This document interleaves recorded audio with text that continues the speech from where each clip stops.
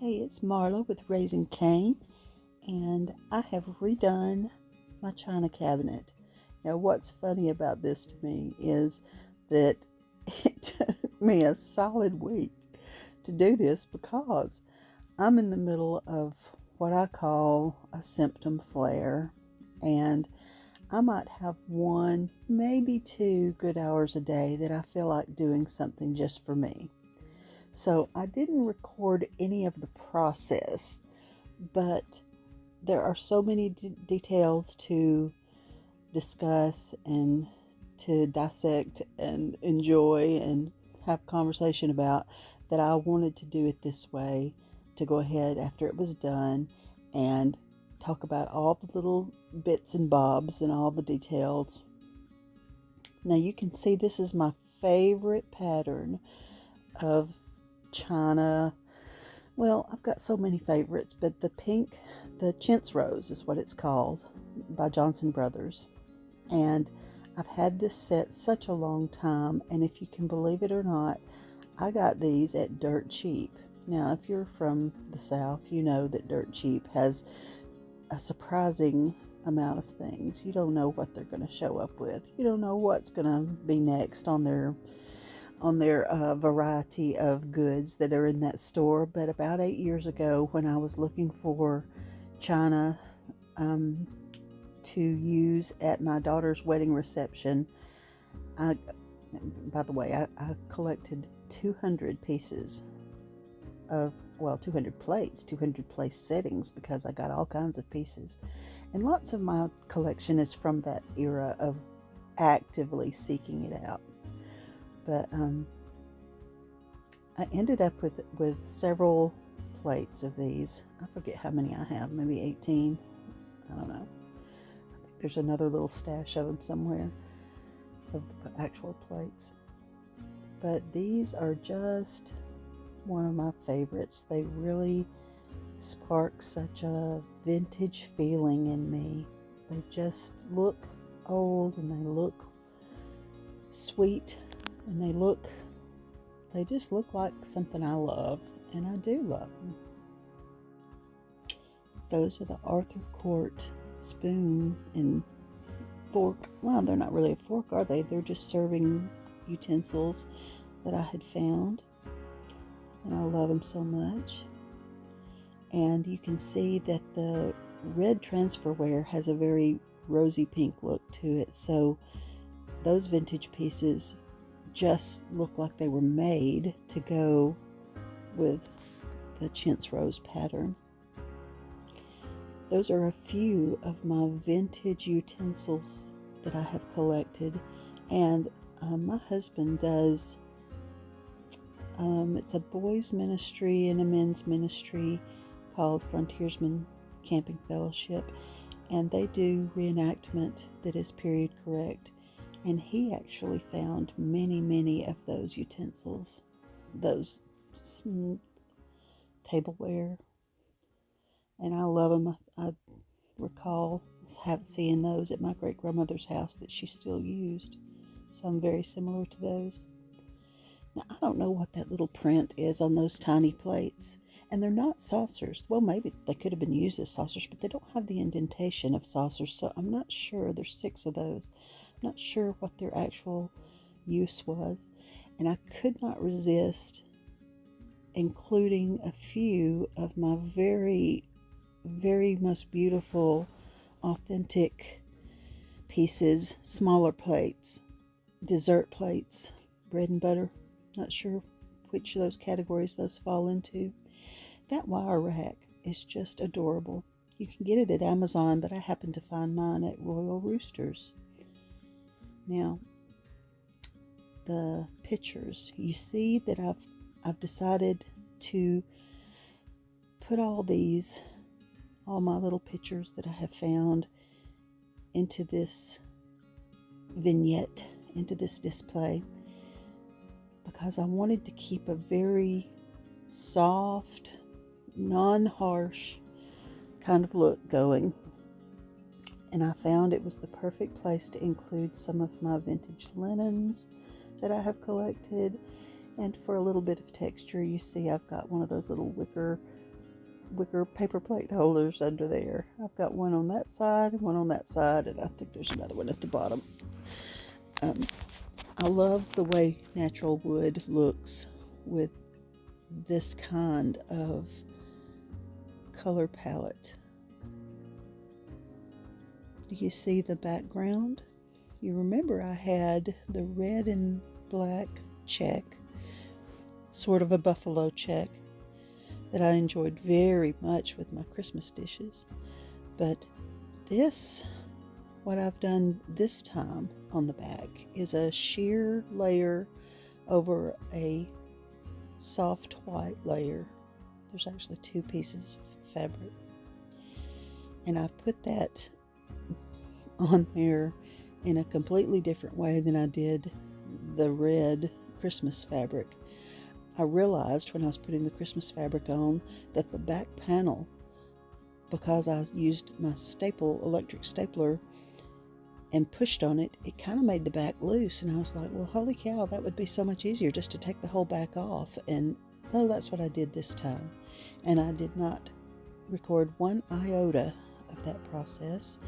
Just didn't, because like I said, I was doing it in such short little bits that I couldn't focus on more than one thing at a time, because when your body feels like it's been hijacked by some kind of sadistic, demented something, I don't know what, on those days I can only have a single kind of focus, and my focus had to be on just get your mind off everything but enjoying for the moment what you're doing.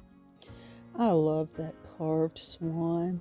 I still can't believe I found him for $25 on Facebook Marketplace. He's just majestic. All right, you see I've put one of my cabbages. The other one is boxed up with my spring stuff. And this is a good transition into spring for me. I'm not doing overly floral. You'll see overly floral later on, because I got some florals. No joke, I got lots of florals. So I tried to resist adding actual silk florals, and I just kept it to some simple greenery, because we're not to spring yet. We're working on it. Those chargers, they came from Walmart.com, and there are 6 of those. And I can't remember what I paid. I think I paid more than a thrifter would normally pay. I think they might have been $24 for the 6 of them. And that's high for me. I don't know. But when I saw the ad, it was one of those times where I was like, dadgummit, I thrift things for pennies a piece. And occasionally I see something that I just really wish I had, and I thought, you know what, I'm just going to get those, even though they're not thrift prices. But I love the Baroque ornateness of it. Now, the plates there on that plate rack are sentimental to me, because those came from my sister-in-law, Gloria. They were her brother, Robert's. And then when I was putting together things for Mallory's wedding, she gifted those to me and said that she wanted me to have them, and I will forever treasure them. She knows that she knew, and she still knows. She's in heaven. She knows that I love that kind of thing. This is the fabulous cow picture. You can't see the cows yet. I'll zoom in. You can see that this landscape, this vintage, beautiful thing. Now look, the frame is just fabulous. The scene is just fabulous. The picture itself did not fade, so that you can still see blue in the sky and greens in the trees and the misty mountains back there. Just fabulous. I love it so much. Now, what do you think this little framed photo is? That is Marla Cain at age 12 being baptized in the lake. Oh, I love that photo, and there's something so special about it. I didn't know it existed until a few years ago. There is a Facebook group page from my hometown, and a few years ago someone posted a photo that said baptism at Camp Sumatonga in the mid-70s. And I looked at that and I said, oh my word, that's me! And I had never seen a photo of the day of my baptism, much less me being the one that's actually being baptized. And you can see that there's a long line. I remember that day vividly, and I love that I have that photo now. Well, I'm also giving a little sweeping overview of my Valentine display. I've never done any kind of Valentine decor, but I was in the mood to be crafty and creative in that way, and really enjoyed putting things together, which, a lot of the red books I had gathered up for Christmas, and also perfect for Valentine's. The little red cake pedestal and the red beads and the red bunt / jello mold vintage. Those things just went perfectly. And I decided that even my Christmas candy looked vintage and Valentine-y enough that it went with it. And there's another stack of red books. Oh, and a reed diffuser over there, tucked away. And that tin, that I guess it's cherry blossoms on there. I really love it. And all settled sweetly onto that piece of crocheted, tatted tablecloth topper, table scarf. My buffet needs to be refinished. It's literally got the names of my children, a couple of names scratched into it. I'm not sure what possessed some child over the years to do such a thing, but Do you see the bouquet of flowers? Those are from my precious mother-in-law, Sue, who had those delivered to me for my birthday. And when they began to wilt, I turned them upside down to dry them, and they looked so pretty that way, I hung them on the corner of my pretty picture. Now this area is my living room, obviously, and I have enjoyed putting this little vignette together. I love the way all of these are working with each other. The praying granddaddy just sets the mood, doesn't he? Isn't that so sweet? And the cathedral window frame is I bought that for Olivia's wedding a little over a year ago. And I've got a little group of vintage doggies. I don't think I've shared with you the lab looking dog that's lying down. He is so very sweet, and I think I paid maybe $2 for him at a thrift store somewhere. But he's obviously very vintage, and I love him very much. Look at his little face. Oh, he's so sweet. And the Cocker Spaniel that I recently found, and my little Schnauzer Scotty dog. I've had him for quite some time, and he's just a pal. He's really my buddy. I love him. That wood carved clock. I don't have batteries in it. I should see if it even works. I didn't much care if it worked. I loved it. The glasses are actually reader strength glasses that my husband purchased for his reenactment, and I took them over because I love them. And they're sitting on that little tiny wood Bible from Jerusalem, the little souvenir Bible from the Holy Land from 1972. There's a little inscription on it. My basket has some hand-spun wool that I found at the thrift store, obviously, as well as the wooden spools that still have thread on there. And that's just precious. I just can look and look at that painting. I mean, it's a print. I love it. The peacefulness. The dough bowl I painted came from Dollar General. They've started carrying a few things like that, and it was wood, darker wood, but I forget what motivated me. Maybe I left some fruit in it that made some spots. I decided I would give it a paint job, and I'm liking that whitewash on it. Those big louver doors came from a closet in this house, and on the part between the louver sections, you can't really see. You can't see it at all when they're flat. They have all the markings of my children where I marked how high they were, how tall they were. And I can't get rid of them, even though we remodeled over there. I could not get rid of those, so they now stand sentinel guard left and right over my couch.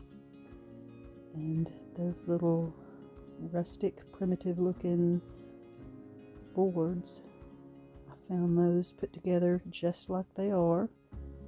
And I've got my little faux herb twigs from Hobby Lobby hanging on those. Now,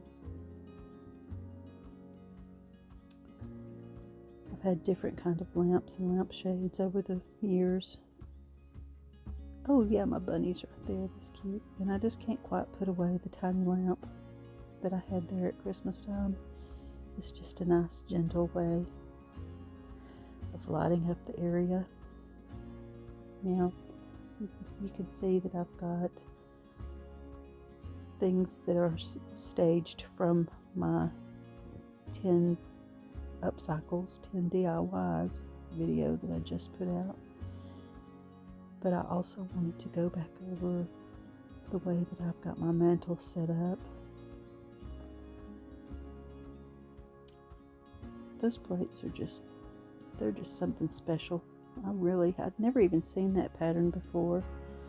Had to look it up from the markings on the back side, and they are a little bit valuable. Some of those have a little bit of a discoloration on there. I did this video when my Christmas tree was still up, so you can see that over there. But at that point, it had no ornaments, it just has the lights. And I'm really slow and reluctant to take it down. I'm telling you, I love Christmas, and I love the Christmas trees. So I'm just letting it be. It's not bothering me much. The eucalyptus still has eucalyptus scent in it. I mean, it's truly dried eucalyptus. Oh, my doggy cushion.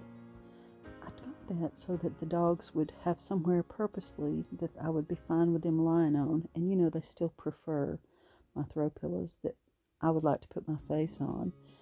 And I don't necessarily want to put my face where my doggies have been lying down, but whatever. Alright, my laundry room area. The wash day pictures, aren't they sweet? Look at those little girls. Makes me laugh. They're so cute. This island, it's a kitchen island, and I traded with my sweet friend Kelly. She's actually my son-in-law's mother, but she's my friend. And she had that island, and I ended up doing a piece of artwork for her, and she let me have the island, and I had thought I was going to paint it, and then I just never have yet, so there it sits. I like it all right. My crazy cluttered kitchen window. I guess my eye needs to see a lot of things and a lot of details, because I just layer things up madly. I just go overboard with it. I realize this. I admit it. I know it. I know that it's too much for some. Hey, let me call your attention to the little chickens in the chicken coop. That's from Hobby Lobby. And Mr. Duck, he is still enjoying his governing over the foyer area. He's just tucked right in there as if it's the most cozy spot he ever found. I'm so silly. I have a big imagination, and I always have. But I like to imagine little stories like that. I'm really a child at heart, I guess. Thank you for spending 20 minutes with me. I appreciate that you're watching, and to all my new subscribers, thank you. Thank you so much for subscribing and watching my videos. I pray that you are all so blessed.